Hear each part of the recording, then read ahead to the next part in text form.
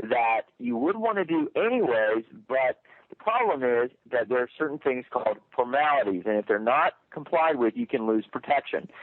So what are some of the common misconceptions regarding LLCs and liability protection? There's probably a lot of assumptions that people make about things that can really come back around and bite them in the end if they're not aware of them. So what are some of those common misconceptions? There's a lot of things, and I think this ties in really well with what we were talking about when we talked about formalities and talking about kind of the idea of a business structure. The LLC is favored by a great majority of people because of the fact that there are less formalities imposed by the state. When we said earlier whether or not an LLC or corporation is the right choice, I said these days it's not so much whether an LLC or a corporation is the right choice. It's usually, for most people, what is the right tax selection for my LLC, and that's because really, with an LLC, you can choose to be taxed in a number of different ways. You can choose to be taxed as a corporation, as a C corporation, as an S corporation, or as a regular LLC. And the reason the LLC is advantageous is because state statutes for virtually all states do not require as much formality as corporations. In fact, I would say for all 50 states and D.C. that formality is not as strict. Corporations are required to have meetings of shareholders. They're required to have meetings of directors every year. The failure to hold those meetings will cause you to lose your status as a corporation in the eyes of the state. Additionally, when you make certain decisions, you have to put your director's hat on with the corporation. You have to put your shareholder's hat on and sign your name as a shareholder. There's a lot of formalities that you'd have to do. So corporations can become very cumbersome for the small business owner, and most of the time, it doesn't warrant the expense of all that formality, particularly since you can choose to use an LLC as your structure, but have it taxed in, like I said, all those different ways. The other thing is the less formalities that you have to deal with, the less likely there are to be any errors or mistakes. So that's where the LLC becomes a very favorable entity. The other thing about LLCs that is tremendously important that you do not have with corporations, and if you get nothing else out of this today, please get this, is that LLCs have what's called charging order protection, and I'll explain what that is. Most businesses, if set up correctly, most business entities, I should have said, if set up correctly, will protect your personal assets from activities that occur in the business. Okay, somebody says you violated our agreement. I'm going to sue you. I'm going to sue your business. In most cases, provided that you ran your business the right way, they would be limited only to suing your business. So they would also be limited to the assets in the business. So here's the issue, though, with corporations.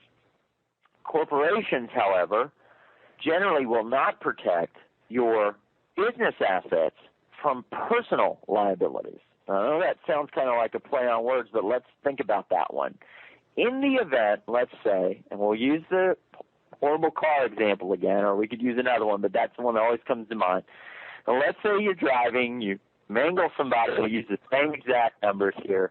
You have a $500,000 insurance policy. A person is really hurt, disfigured, disabled. They sue you for $1 million. If you had a corporation set up and you were driving in your own capacity individual, you're driving around on Sunday with your family, you were not engaged in anything related to the business, they would sue you as a person, personally, because you were acting not on behalf of your company, you're just acting on your own. What would happen, though, is if your personal assets ran out, but you had $1 million in your corporation, the problem with corporations is that corporate stock, the stock shares that you receive when you own stock in your own corporation, that stock is personal property. It is not protected if you are sued personally. A creditor or someone who's trying to collect against you would be able to seize that stock in your corporation. That's because the laws of all 50 states and D.C. for the most part, do not protect corporate stock from personal liability. The corporate stock is what's called personal property. And as a result, if you're sued and a creditor, someone who sued you and won, wants to collect, what they would do is they would get an enforcement order, and they could go a number of different ways. They could get onto your property with the judicial order. They could have the sheriff with them and go into your house and start seizing assets until they find enough assets to equal the amount that they are owed. Okay? And I keep up to date with all this stuff because I am a Texas attorney, and I go to a lot of these recommended courses that we have to take for our hours, but I spend all my time in the creditor collection classes and the business entity classes. The reason is that there's a group of attorneys out there, and what they do is they collect money on judgments, and they help folks get money out of cases after someone's won a case. And it's a necessity that you have attorneys that do that, because there are cases where people are really hurt and situations arose. But there's also a lot of situations that are frivolous, that are unscrupulous, that really shouldn't occur.